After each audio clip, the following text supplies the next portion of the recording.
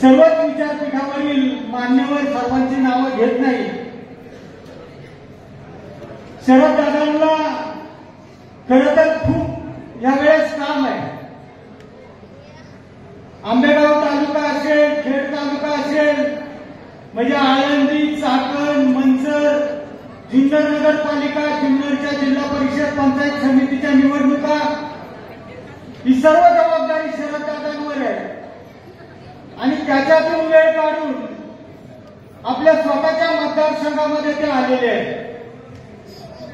निवडणुका लागल्या अशा छोट्या की बऱ्याच लोकांच्या अंगामध्ये येतं। कोणालाही वाटतं मी उमेदवार व्हावं, मी आमदार व्हावं, मी खासदार व्हावं, जिल्हा परिषद सदस्य व्हावं। आपल्या शरद दादांनाही वाटलं मला आमदार व्हायचंय, पण आमदार का व्हायचं, जिल्हा परिषद सदस्य का व्हायचं, खासदार का व्हायचं, याच्या मागे जो माणूस उभा राहतो, उमेदवारी मागतो, त्याच्याकडे काही संकल्प असले पाहिजे। आपल्याला काय करायचं जिल्हा परिषदमध्ये जाऊन, आपल्याला काय करायचं आमदारकीमध्ये जाऊन, हे त्याला कळलं पाहिजे। काही लोकांना हे काही कळत नाही। शरद दादा जे उमेदवार देतील, मला आणि तुम्हाला खात्री आहे की तो उमेदवार त्याला पूर्ण जाणीव असेल की आपल्याला जिल्हा परिषद मध्ये जाऊन काय करायचंय। महिलांच्यासाठी विविध योजना आहेत, शेतकऱ्यांच्यासाठी विविध योजना आहेत, आदिवासी लोकांसाठी योजना आहेत, दलितांच्यासाठी योजना आहेत।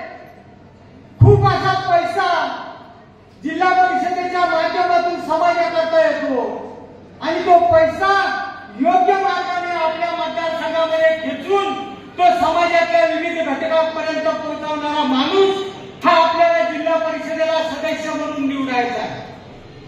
आणि म्हणून शरद दादांवरती जबाबदारी आहे। आपण सगळ्यांनी ती जबाबदारी टाकलेली आहे जाणीवपूर्वक, आपल्या मतदारसंघामध्ये काही गोंधळ होणार नाही म्हणून।